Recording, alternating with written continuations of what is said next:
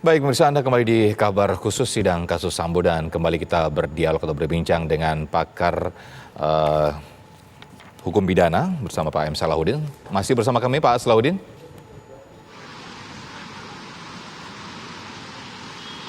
Iya, Mas. Ya, Pak Salahuddin, menurut pengamatan Anda, ini kira-kira apa lagi Pak yang dikejar dari majelis hakim dalam persidangan yang mendatangkan 10 saksi ini Pak?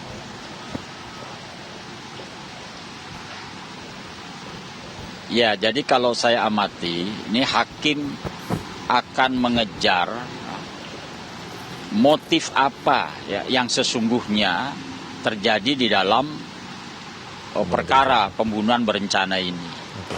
Jadi ini yang selama ini akan dikejar, motif inilah. Karena motif pelecehan seksual, menurut pengamatan saya sampai sekarang ini sudah 80% itu terbantahkan. Ya, motif pelecehan seksual ini. Nah, apakah benar-benar terjadi pelecehan seksual ataukah terjadi hal-hal lain yang disebut dengan perselingkuhan misalnya. Ini yang akan dicari oleh hakim. Ya.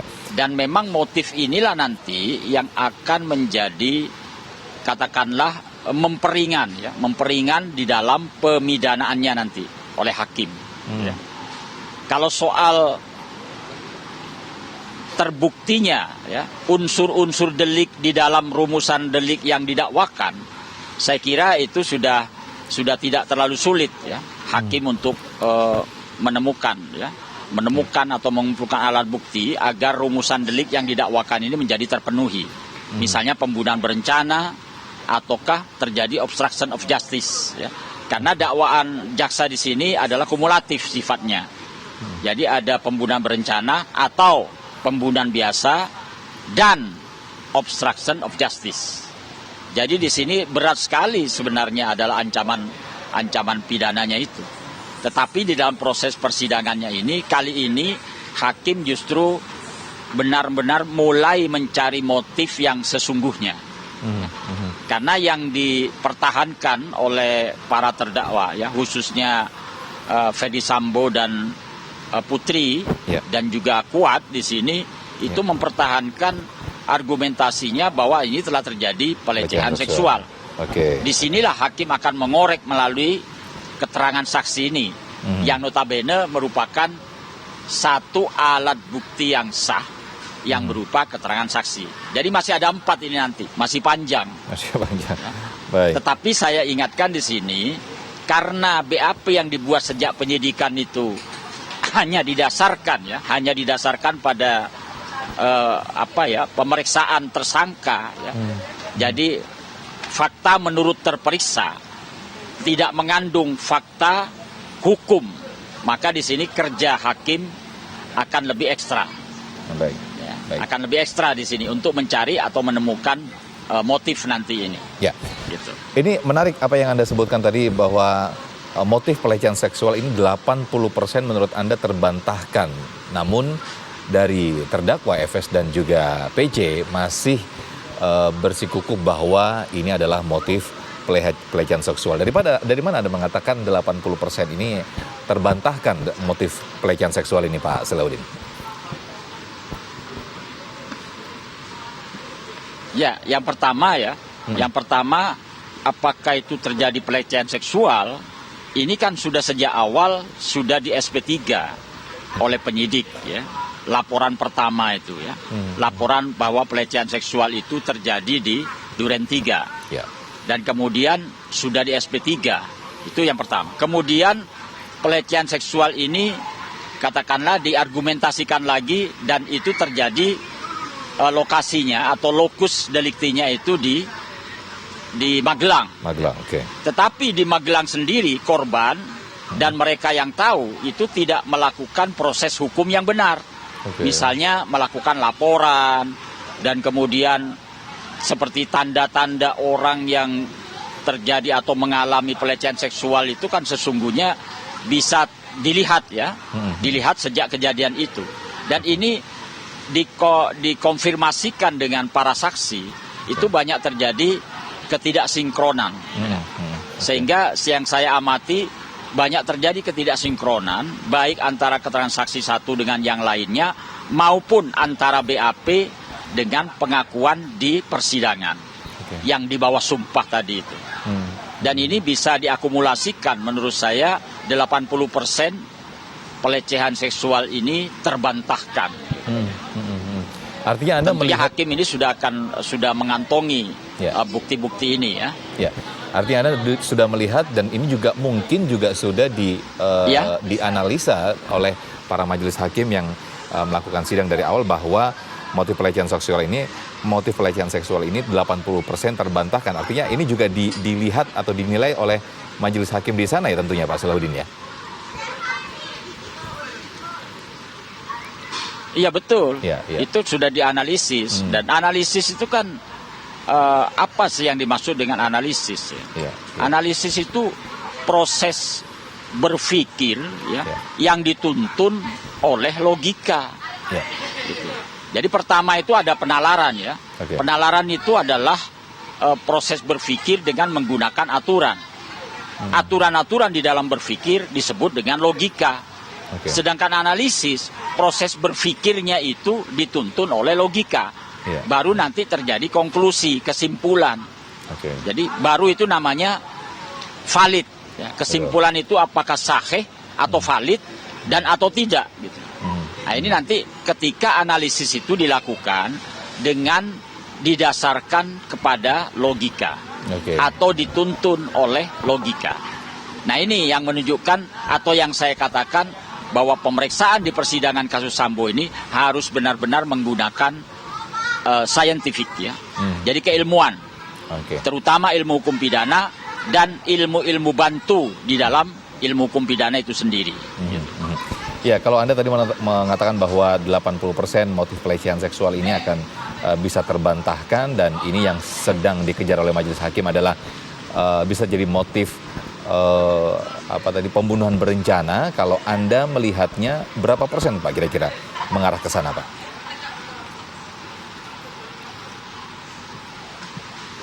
Kalau pembunuhan berencana itu saya melihatnya ini akan mudah saja itu ya, hakim untuk mengumpulkan bukti-bukti ya. Atau setidaknya menemukan alat bukti 2 saja misalnya. Karena di dalam penghukuman atau pemidanaan menurut KUHAP ini kita menganut negatif wettelig bewijs teori. Jadi teori negatif perundang-undangan yang itu dinormatifkan di dalam pasal 183 KUHAP itu. Di situ dinyatakan dengan tegas bahwa hakim tidak boleh memidana kecuali berdasarkan setidak-tidaknya 2 alat bukti yang sah dan hakim yakin bahwa terdakwalah yang bersalah dan melakukan tindak pidana itu. Itu artinya apa? Kita menganut teori negatif perundang-undangan. Jadi cukup dengan 2 alat bukti yang sah. Misalnya berdasarkan keterangan saksi dan keterangan ahli atau dipadukan dengan alat bukti surat, petunjuk dan nanti keterangan terdakwa. Cukup 2 saja. Dan hakim yakin di sini bahwa terdakwalah yang bersalah dan melakukan tindak pidana itu. Nah, soal keyakinan hakim ini, apakah hakim itu benar-benar ainul yakin, atau hakul yakin, atau husnul yakin, atau nurul yakin? Ini yang menjadi kewenangan dari hakim itu sendiri. Jadi hakim di sini di dalam mengoreksi atau memeriksa para saksi di sini tentunya akan mencari keyakinannya sendiri. Itu benar-benar didasarkan apakah hanya ainul yakin, didasarkan pada fakta-fakta yang bisa dilihat begitu saja. Tetapi apakah ini hakul yakin, benar-benar kebenaran, keyakinan yang sesungguhnya, ataukah husnul yakin, keyakinan yang baik, patut, ya, dan nurul yakin. Cahaya, jadi keyakinan yang didasarkan pada cahaya ilahi. Kebenaran yang ada di dalam lubuk hati yang terdalam. Ini adalah tingkatan-tingkatan keyakinan hakim. Ya. Hakim akan memperoleh dan menemukan itu. Nah, untuk kali ini, hakim memang masih fokus kepada perolehan 1 alat bukti saja. Dan kita tunggu nanti 4 alat bukti ini. Ya, ini masih panjang gitu. Nah, untuk yang 1 ini saja, ya, hakim lebih memfokuskan kepada pencarian motif. yang menurut saya motif yang diargumentasikan oleh tersangka ini ya melalui para penasehat hukumnya itu sudah 80% terbantahkan tadi itu. Oke. Baik, ini masih panjang, masih ada. Demikian. Ya, masih panjang Pak Salahuddin, masih ada 4 keterangan atau 4 alat bukti yang sah yang Anda tadi sebutkan hingga nanti hakim mendapatkan apa tadi yang Anda sebutkan tadi, husnul yakin lah, keyakinan yang tertinggi hingga akhirnya diputuskanlah keputusan yang terbaik. Nah, ini 4 alat bukti yang sah ini apa lagi nih Pak Salahuddin?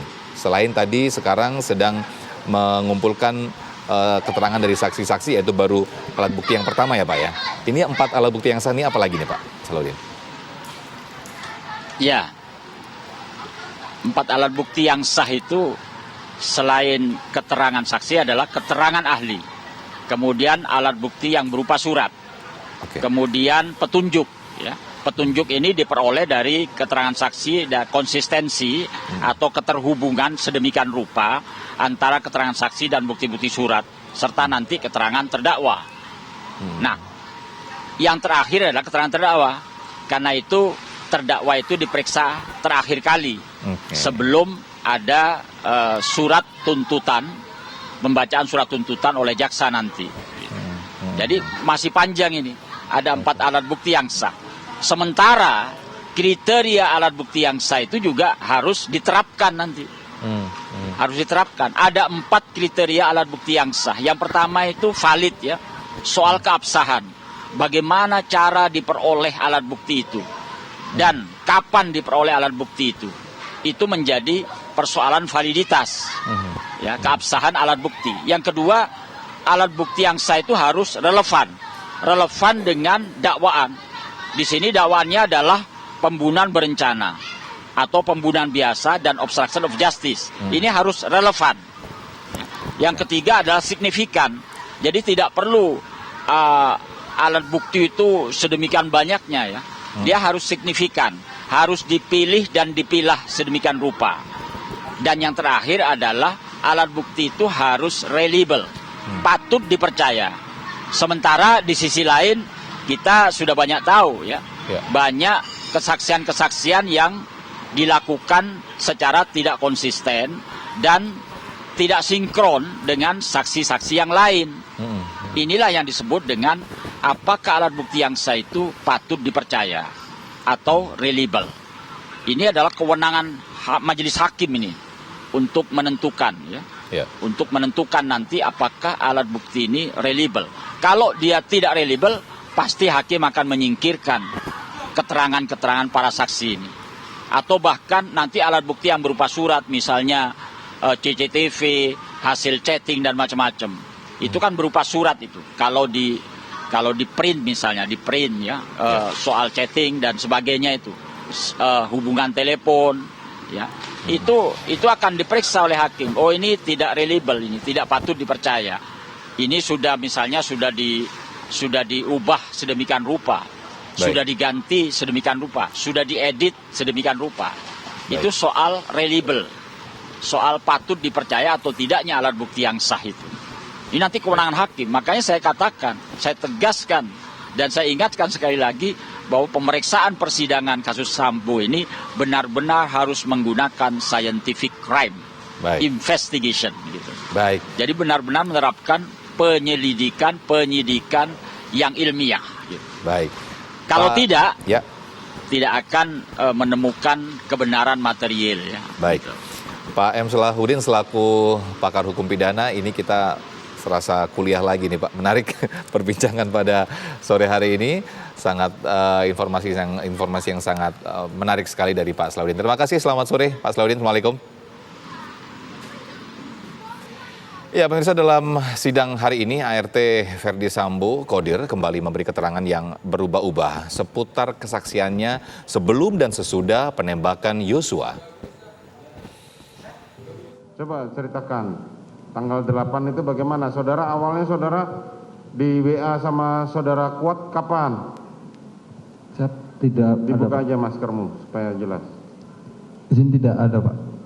Lah, saudara lapor kepada siapa? Kalau sudah dibereskan rumah itu kemarin. Kepada Om Kuat, Pak. Lah iya, yang WA Secara yang nanya- lisan, Bapak. Hah? Secara lisan. Saudara ketemu dengan Kuat di mana? Di Saguling yang mulia. Di Saguling. Siap. Pada saat datang, Siap. saudara sudah di Saguling duluan Siap. atau hah? Sudah di Saguling duluan. Terus saudara ketemu dengan Richard bilang gimana? Dengan Kuat bagaimana? Menyampaikan secara spontan, Om, rumah udah bersih. Itu cuma laporan saja. Siap. Atau sebelumnya saudara sudah diperintah? Belum ada. Belum perintah. Terus saudara ke Saguling naik ke Duren 3 naik apa? Naik motor yang mulia. Duluan mana dengan rombongan saudara Putri? Duluan saya yang mulia. Duluan saudara. Oke, di sana. Terus saudara yang pertama datang siapa? Rombongan Om Kuat, Ibu, Om Richard, dan almarhum yang mulia. Dengan Om Riki. Saudara Riki, saudara Kuat, saudara Richard, Dan Ibu. almarhum, dan Ibu Putri. saudara Putri. Siap. Saudara ada di mana saat kemudian mereka masuk ke rumah? Siap. Kemudian masuk di rumah. Saudara ikut masuk nggak? Tidak yang mulia. Tidak. Kemudian kapan saudara tahu bahwa telah terjadi pembunuhan itu? Malam yang mulia. Malam. Siap. Jam berapa?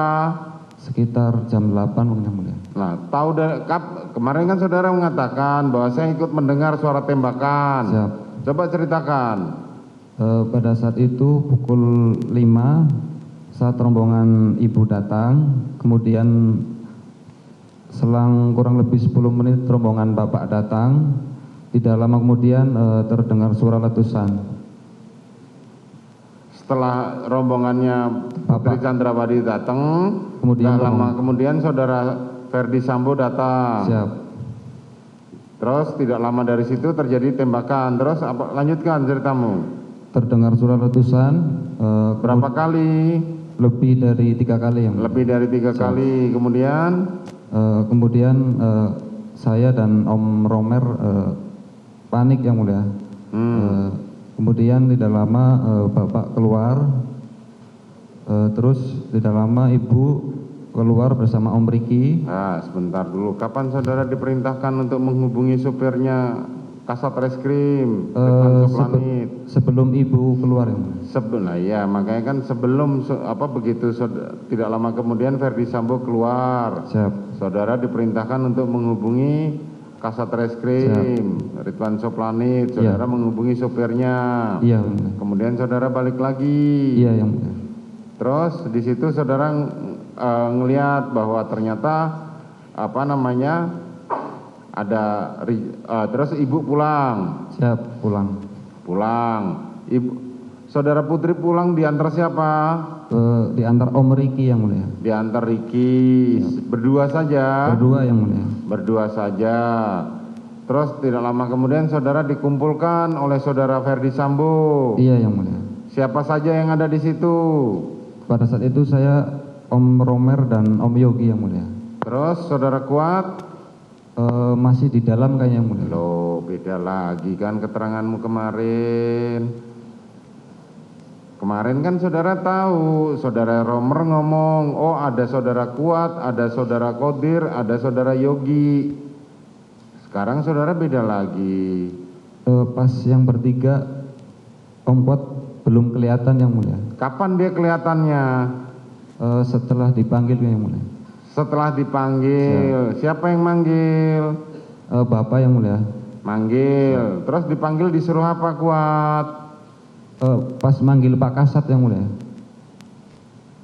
Duluan mana ketika saudara Romer dibilang ada saudara Richard itu, duluan mana dengan manggil Kasat Reskrim? Duluan manggil Pak Kasat yang mulia. Duluan manggil Kasat Reskrim. Terus si Kuat disuruh apa sama saudara Ferdi Sambo? Saya kurang tahu yang mulia. Kemarin kan saudara Adan Romer mengatakan, saudara membenarkan, iya saat itu ada saudara Yogi, ada saudara Om Romer. Iya, ada saudara Yogi, ada saudara Richard. Dia mengatakan, Verdi Sambo, saya akan bertanggung jawab sepenuhnya walaupun taruhannya jabatan. Siap. Kan saudara ada di situ. Kalau itu saya kurang mendengar yang mulia. Beda lagi. Terus apa lagi yang saudara tahu? Kapan saudara tahu dari perkara pembunuhan? Setelah itu banyak orang datang yang mulia. Mungkin lebih dari 10 orang yang mulia. 10 orang. Kemudian? Kemudian masuk ke dalam. Kemudian tidak lama ada ambulan datang yang mulia. Kemudian jenazah dibawa. Siap. Terus siapa yang nyuruh saudara membersihkan rumah dari cacaran darah korban? Orang yang ada di situ yang mulia. Saudara dibantu siapa? Sendiri yang mulia. Terus saudara Kuat ngapain? Saya tidak memperhatikan yang mulia. Saudara tidak memperhatikan. Terus sampai jam berapa di sana rombongan? Banyak Saya orang tidak itu. terlalu memperhatikan yang mulia. Karena banyak orang yang mulia. Karena banyak orang. Siap. Ya pemirsa, kabar khusus akan kita jeda terlebih dahulu dan nanti akan dilanjutkan oleh rekan kami Putri Windasari dan saya Muhammad Sofyan sekaligus pamit undur diri. Terima kasih. Selamat sore.